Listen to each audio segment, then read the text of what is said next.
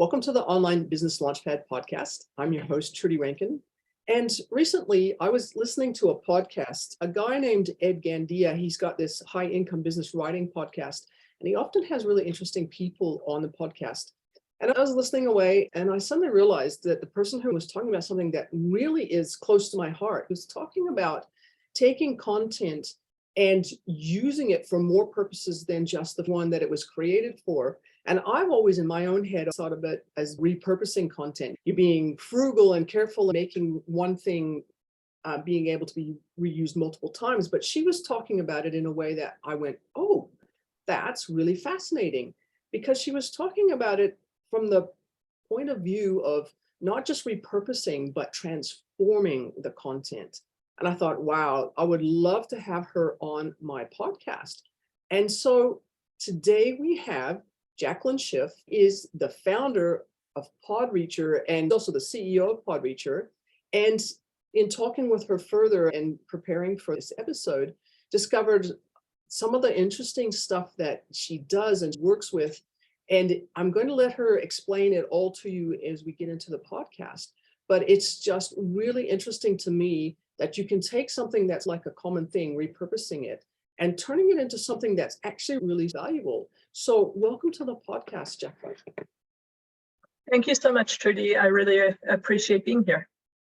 So as we get stuck into some of the questions that already got in the back of my mind, can you just tell listeners a little bit more about yourself, where you're from, what you do, and how you got to where you're at the moment? Yes, so I'll give you the medium-sized version as opposed to the very long or very short version, but obviously happy to fill in the gaps.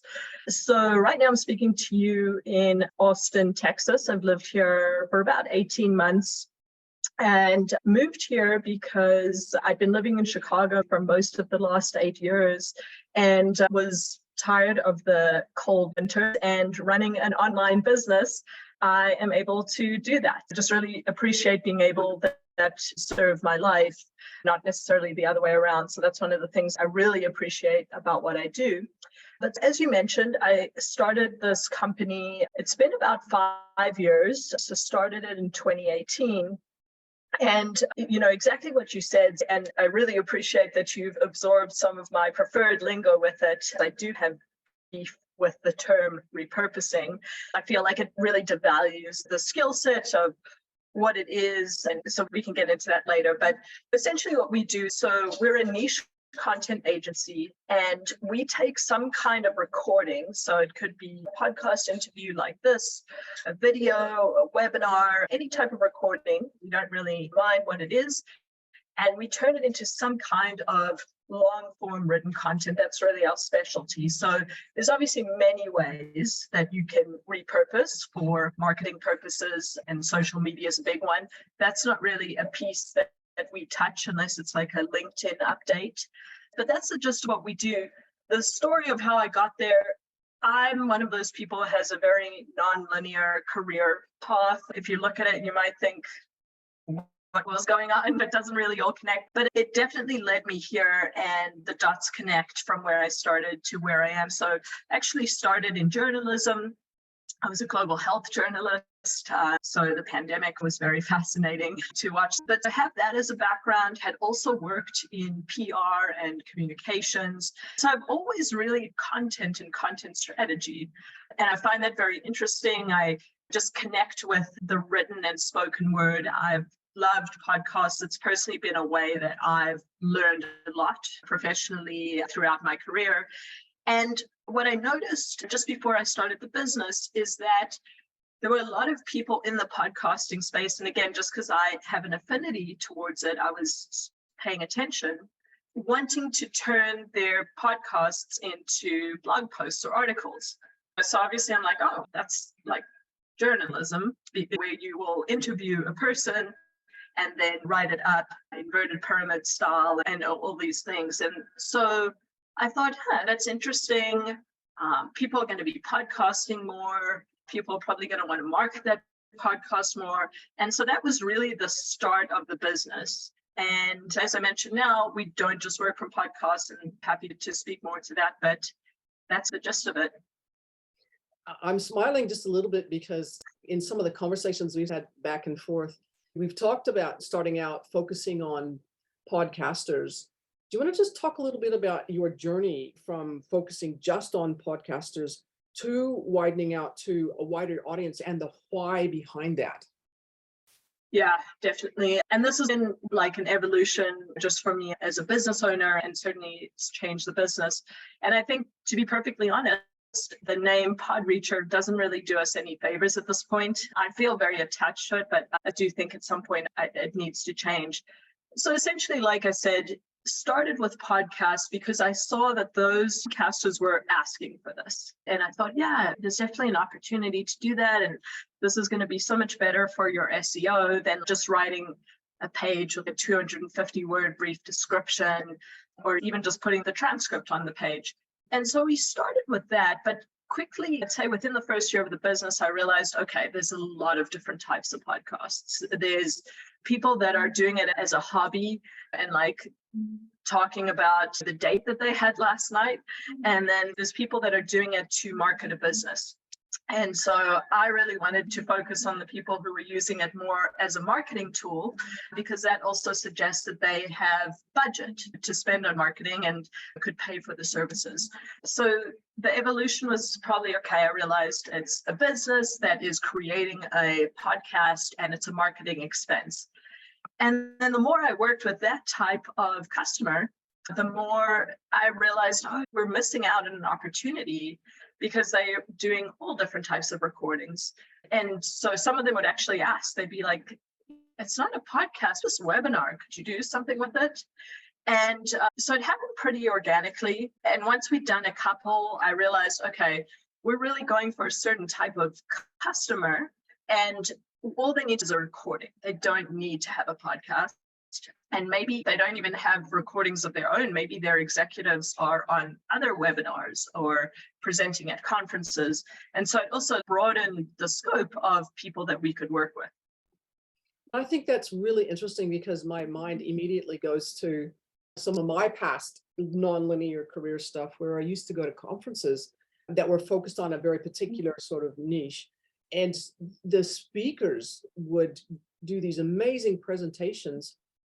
And then maybe you might be able in the future to, if you were lucky, get a link to listen to it later again, or maybe they might be able to have it, but it died right there. And so what you're talking about is being able to take something like that, a speaking engagement, a webinar, a seminar, even trainings or whatever, and taking those and turning them into something that's, as you say, transformational. I've got a few more questions about this part of your business journey. Talk a little bit about some examples of what that transformation looks like. Yeah, absolutely. And just the point you made also is something that comes up a lot, and I'm sure you'll appreciate again with attending these conferences and working with speakers in different capacities. I think the other thing that is helpful about what we do, or even taking this approach, the people who are out there speaking tend to be great at speaking and not necessarily writing. I see you laughing. Sometimes they think they can write. That's a whole other story. It's honestly not their time best spent. And so I think one of the things I really like to do is they know they want to do this. And a lot of people we work with sometimes think, oh, I should have doing this myself, but I can never find the time to sit down and write. And so to be able to hand that off to someone in a way that really delivers something of value that's one of the best parts to me, because I say the process almost seems like magic, right? When you give a person something, you don't really know the moving pieces and you just get it in a different form. And so I guess getting back to your question, which was just the parts of transformation. So I can speak at a high level of how we think about it, which is we're always working from a recording, like I mentioned, could be audio or video. And sometimes clients will come to us and say, can I just give you the transcript? Wouldn't that be faster, easier? And we're pretty adamant that we really like to work from recording. And the reason for that is we always review the full thing because it gives you a lot of clues about tone. How is the person who's speaking or the organization in question how do they kind of put themselves forward? There's a lot of subtle clues in a recording about that you wouldn't get from a transcript. And it also gives us clues about the intended audience. So we'll always ask a client, who is this ultimately for? Who are you trying to reach? Some of them have a really well thought out answer and some of them not as much. But inevitably, especially if it's a conversation like the one that you and I are having, there'll be a reaction to a question like, oh, that really surprised me. And if it surprised the interviewer, it's probably going to surprise the people who are ultimately reading it. And so that's a clue to us, oh, this is something you should put higher up to hold people's attention or grab people's attention in the article. So listening to the recording, reviewing it is really important. As I mentioned, we always do that. And then I think of it as like part journalism, again, going to my background there, and then like part content marketing. So it's about conveying what was said in the recording. So is this an accurate representation of what the discussion or presentation was about? I definitely think facts matter and are really important. And so also built into our process would be verifying that kind of information. Sometimes people misquote studies, do it because the way you talk is a little bit less precise than the way you write. So we're looking out for those types of things. And then, as I mentioned, is content marketing. And so I use that kind of a blanket term like the marketing piece. So everything from SEO, what keywords should we include if it's a blog post? How do you position this so it's going to be really interesting to the reader? And a lot of times it's going to be positioned differently than how you would sell, quote unquote, a webinar. We usually wouldn't give it the same title. And there's a lot of reasons for that, some of which have to do with SEO, but high level, that's what's involved. I'm smiling because I think the main reason is if it was me, my titles suck. So you'd want to have better titles. Titles are the hardest part. And I'll tell you honestly, like I mentioned to you, I was listening to the previous episode and he was talking about how consultancies don't scale and he doesn't like that word. I was finding that piece really interesting. It's hard to tell people, how do you be creative with titles? So you can't really capture that. And I really, as an editor, I really like to push people on that because it might seem superficial. And I think people that are a lot of professional writers, it's like, that is the marketing pizzazz, and they're much more interested in the long form writing. But it's important because if you don't capture someone's attention there and it doesn't do what it needs to do, then they're not going to get to the meat and all the good stuff. It is such an art to be able to do that well. And we can get into the whole Chat GPT side of things later, but even using a tool like Chat GPT to generate titles and headlines, it's not perfect. It's just not. There is an art to it, and you have to have really good eye for it, and you've got to have a lot of practice at it. I want to just come back a little bit to get you to put your business owner hat on here in terms of the entrepreneurial side of things. And I want to come back to this sort of general evolution, and you can call it an evolution or slight pivot or whatever, where you've worked with podcasters and then gradually increased the range and who you work with. And then, as you said, I think you used the words doesn't necessarily serve as well as it did at the beginning. Can you just talk a little bit about what it's like and some of your thinking around when you came to that realization that, hang on, wait a minute, what I started with at the beginning doesn't quite describe what I do now, and then what you deal with as you move forward? Pardon me. It's a good question, and the name is just one example, but I think it happens at least every 3 months, to be honest. But yeah, I think the name is a good example of it. And we've only really broadened away from podcasts. At this point, it's probably been about 2.5 years. So honestly, that's half the life of the business. I think what I've noticed is, so we get some inbound inquiries, even though our website says we do other recordings, not just podcasts, and it mentions webinars by name, it mentions virtual conference sessions. Everyone gets really stuck on that. And so a lot of times we'll get questions like, do you do webinars? And I'm like, yes. It is right. I know people don't read, and I've tried to let go and expect that, or at least so honestly, and I suffer from this as well. Like, we all have information overload. We're all juggling a million things. It's hard to absorb it.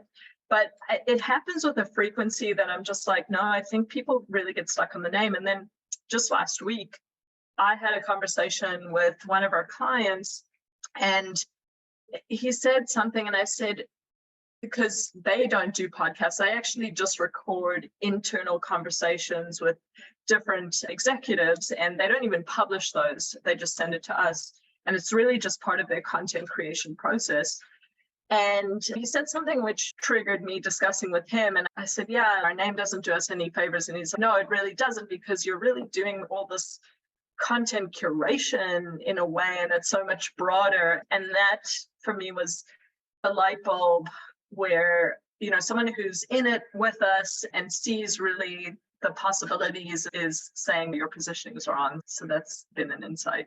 It's an interesting dilemma to have, because I've worked with a number of people who they get started their business, especially people who have just started. They'll spend a lot of time working on their first idea, get into it, and then realize that's not exactly the right trajectory or the right thing. And then they'll go through a whole process of rebuilding. But when you've been running a business, and that's okay, because you can do that when you're just at the start, but when you've been running a business for a while, you have all the built up SEO, you have all the built up awareness, market awareness, branding, and everything that goes with it. And so it becomes quite a significant decision to make, to decide to change the name of your business, rebrand, and do all the other sorts of things that you need to do to be able to do that successfully, and not lose all of the juice that you've got from all the work that you've done in the past. Have you thought about how, that's a silly question, of course you've thought about it. Can you talk a little bit about your thinking process as you start to contemplate that idea of shifting and changing? Honestly, it's like I get to a certain point in the thinking and I'm like, oh, this just feels like a headache. I don't know. So I haven't gotten very far, but I think for the name pod, I just came up with it. I was brainstorming names and thinking about, also I wanted it to sound like it could be a tech company. And in hindsight, I'm not really sure that was the best idea either, just because I think sometimes people do assume that it's a product and we're a service business. But my thinking there was like, oh, I'd the name to be in line with the kinds of clients I might like to work with. That was the thinking. And then also just seeing if it was available as a URL. So now it's like, if we did rename it, how would I even go about that? Would it be a vote amongst the team, and would we just decide it internally? Would, does it make sense to bring in a branding agency and have them come up with a short list? And it's interesting because we started with podcasts. I know a lot of podcast companies that do various aspects of it. So production and even beyond production, booking people on podcasts, many different sides of it.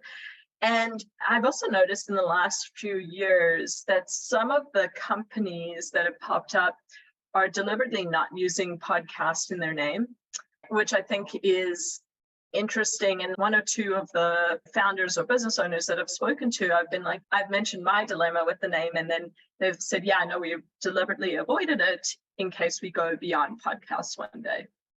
So that's certainly, I think, an insight I wish I would have had and have learned, that you don't want to, if there's any chance that you might not be focused on one vertical or one medium, whatever it is, it definitely might serve you to go a bit broader when it comes to naming. Which is, of course, an interesting catch-22 position to be in, because all of the advice that's out there is you should niche down. And so starting out with that niche down approach makes a lot of sense. And so sometimes, in some respects, that idea of, hang on, let's name something that's going to be a lot bigger, is pretty counterintuitive to the current knowledge, wisdom, advice, expertise. So it's a really interesting and a good problem to have, I think, to get to the place where it's now time to start thinking about doing that. And I think just talking about it with somebody who's at the beginning of that is helpful to people who have reached that same point and going, oh my, now what? Now what do we do? And I want to come back to something that you mentioned as part of this thinking process. You were wondering whether you should talk to your team and just see what they think, or if that's how you should make the decision. I want to just talk a little bit about teams for a bit. Can you just tell listeners, in terms of your journey, how long was it before you actually started working with a team? And just a little bit about what it's like to be a CEO of a business that has a team, and it's not just a solopreneur business. I had freelanced earlier in my career, and actually before starting PodReacher, I'd been freelancing for about 2 years. And I'd wanted to start a business. To me, starting a business was really like not being the only one doing the work, amongst other things, but to put it in kind of simple terms. And when I started the business, it was a deliberate decision. I was like, I'm not going to fulfill the service delivery, at least not every piece of it. I think apart from the first or second one, like article that we wrote, or apart from that, I wrote maybe the first or second, but hired writers right off the bat. The way we hire writers has changed a lot, and learned a lot of hard lessons that way. But I was editing the work and was the only editor starting off. At this point, I'm the employee in the business, and I'll be honest, in this economy, I feel happy that it is that way, because someone said earlier, it's a weird economy. It's just, there's so many things going on at once. It's hard to say, but I will say the last 3 months or so, I've definitely noticed a slowdown of newer business. People are taking longer to make decisions, and it generally feels a little bit slower. We're in a pretty reasonable position because we have this client base and we do get a lot of repeat business, so it's been okay. But I've definitely had questions each month, like, I don't know if things are looking that great. And so the impact for me is I'm just not able to give people as much work, but I don't have to fire anyone or lay anyone off. And I've definitely thought about having full-time team members in the past. And so anyways, right now I'm very comfortable with that. It is. We have about 25 to 30 writers in our network. And so they have people who have applied and gone through. We have a pretty extensive training and onboarding process, and we have kind of systems for them to follow. And then apart from me, I still do a little bit of editing. We have about 4 other editors, and then we have our editorial administrator, like a project manager. And as I mentioned, everyone's a contractor or it's part-time work. I think a useful model in terms of the way you set up your team and the way you deal with the employment versus outsourcing. Just one quick curious question. Given that you outsource to people rather than have them as employees, how do you manage, or do you even have an issue with people not being available to do the work that you've got for them to do because they're doing work for somebody else? So this was like a major pain point for the first, 3 years. It was always just, I hope this person's available, but I'm not sure. At this point, we have 3 of our best writers on retainer. And so that's a way of me ensuring that they're available for a certain amount of work. And so often I'll go beyond the retainer, but I know at a minimum, I have that amount of their time. It's helpful for them because all of them are full-time freelancers, and they're guaranteed a certain amount of work or a certain amount per month for a scope of work. And sometimes we hit that scope and sometimes not, but they get paid the same regardless. And as I mentioned, any work that they outside of that would be additional. So that's helped a lot. And probably somewhere between 40 to 50% of the work we do each month goes to those writers. I'm trying to think if I'm overestimating it, but I don't think so. And then the other writers, like sometimes we need a really specialist writer. It benefits them to have a little bit of context, information, or background in the industry. Although part of the problem I think we are solving for people is that you don't have to have a subject matter expert writer your content. And so I can get into that. Sometimes, like if I know someone has a lot of finance industry experience and it's a very technical financial client, it might help. And so that hasn't been as much of a problem. I'm constantly in a bit of a state of not fear. And again, this would be like a good problem to have, but I'm like, what if we got an influx of work and we'd have to staff up really quickly? But generally, we've been able to make it work. And I think also managing expectations in terms of when clients are going to get deliverables, that's another way of managing it as well. I want to ask another sort of semi-related question, but coming back to some of the pieces of work that I've seen, examples of your team's work. So really lovely PDFs or ebooks or infographics and things like that. There's a really strong element of design in the transformed pieces of work that you do. And so from your team's perspective, where in the process does that design element come in? And do you have specialists that you work with who do that? Or do you just have really skilled writers who can both write and design? So we actually don't offer design.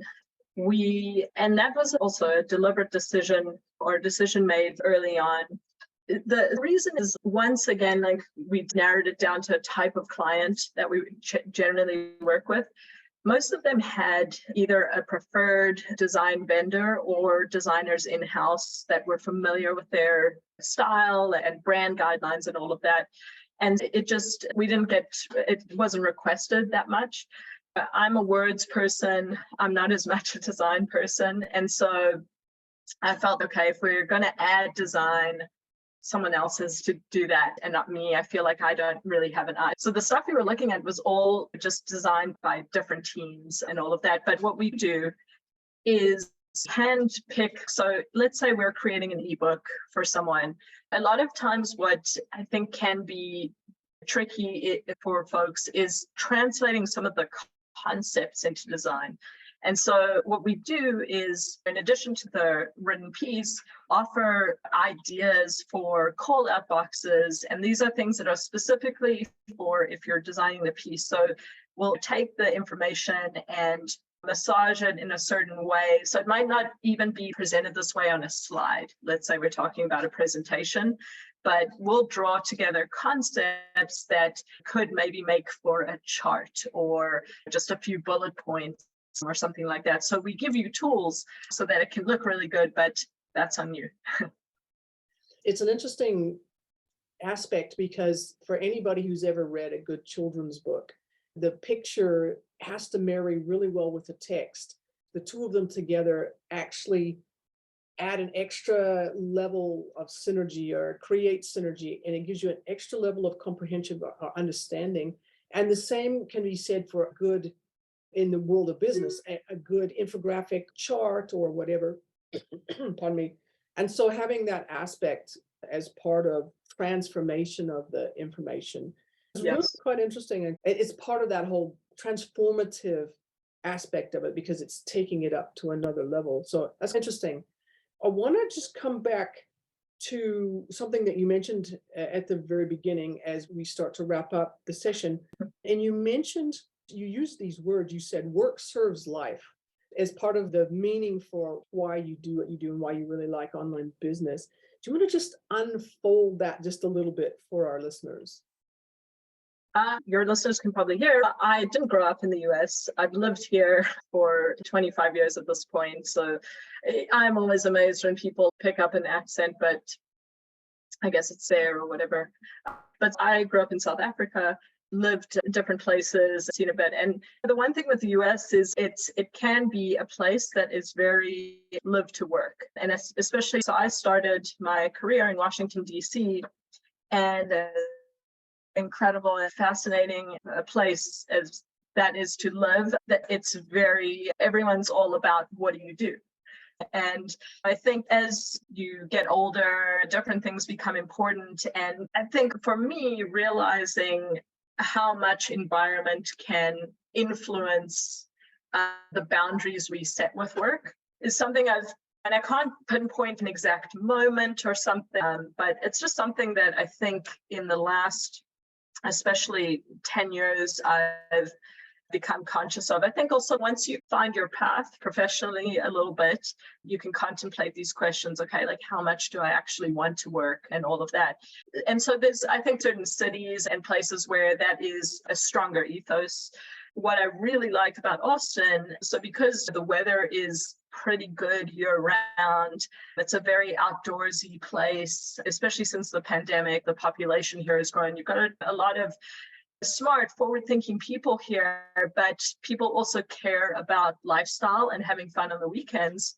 For me, it's a really good balance, and not every place I've lived tends to have that for one reason or another. And I think with online business, there isn't really FaceTime in the office, at least, right? There's FaceTime over Zoom, but I think that the culture of working in bootstrapped business and not a venture-backed kind of thing enables you to just have some limits. And certainly when you run a business, you hopefully think about the culture and the culture you'd like people to be working in. And I think also most people being contractors and having at least one or two other things going on, that also just makes that we are intentional about our time, and we have meetings and we use Slack, but we're all mindful of how we do that. And so it's something I personally like a lot.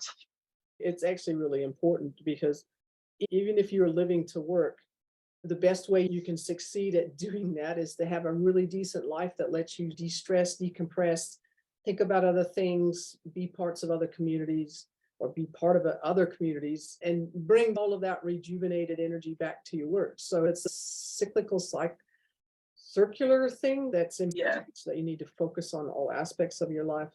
It's been really lovely just talking to you. And just before we go, two quick questions. I'll start with the first one, and then I'll ask you the second one later, once you've answered the first question. Is that if you had a piece of advice to somebody who's got to that stage where they've started their business and they're going, oh, it's not quite exactly the way that I thought it was going, what would be your one piece of advice you would give them? My tendency is to always ask questions. So I'd have a lot of questions, but I think that's where I go with it. These are some of the questions I would probably be asking in that position. So do you know why it's not going the way you expected it to? Because why is such an important question, and I think also a question that we can make a lot of assumptions about. I've certainly made assumptions along the way, and I think it's a real skill to just get outside of that. And maybe it is talking to a client and trying to just go in with an open mind and have an understanding of what are you looking for, what are you providing, where's the disconnect. So I think identifying that can take a lot of work. It's not immediately apparent. So that's definitely one thing. And the other thing I would say is this was something that I had an epiphany with earlier this year. If something's not going the way you want it to, and you do have some idea about the way you'd like it to go, lean into that energy. Follow, or have thought about it at different times, follow your motivation. So what are you motivated to do? If you're not motivated to change, you're like, okay, this is what I should be doing. It's not working, that this is the direction, but you're not actually motivated to do it, then don't do it. And so maybe it means a total change of course, but I think that's really important to pay attention to that. I think that's really wise advice, because you're procrastinating on doing something that you know you should do. It's either A, because you're afraid of it, or B, because you really aren't that interested in the first place. And it takes a wise head to be able to work out which. It takes a lot of trying to figure it out. So I think that's really wise advice.